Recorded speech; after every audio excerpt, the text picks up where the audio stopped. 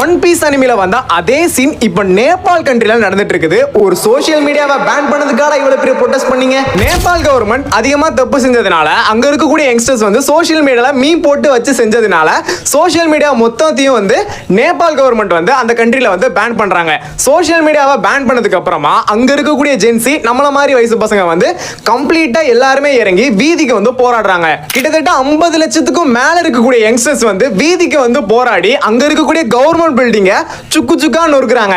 Protest எவ்வளவு தூரம் போகுது அப்படின்னா அங்க இருக்கக்கூடிய பிரைம் மினிஸ்டரே எனக்கு இந்த பதவியே வேணாம்பா அப்படின்னு சொல்லி ரிசைன் பண்ற அளவுக்கு நடந்திருக்குது. அண்ட் அடிஷனலா 1 இருந்து 3-4 மினிஸ்டர்ஸ்மே வந்து ரிசைன் பண்ற அளவுக்குமே இந்த ப்ரொடெஸ்ட் வந்து பயங்கரமா வெடிச்சிருக்குது. அண்ட் ஆல்சோ 19 யங்ஸ்டர்ஸ்மே வந்து போலீஸோட அந்த துப்பாக்கி சூடுனால மொத்தமா இறந்து போயிருக்காங்க.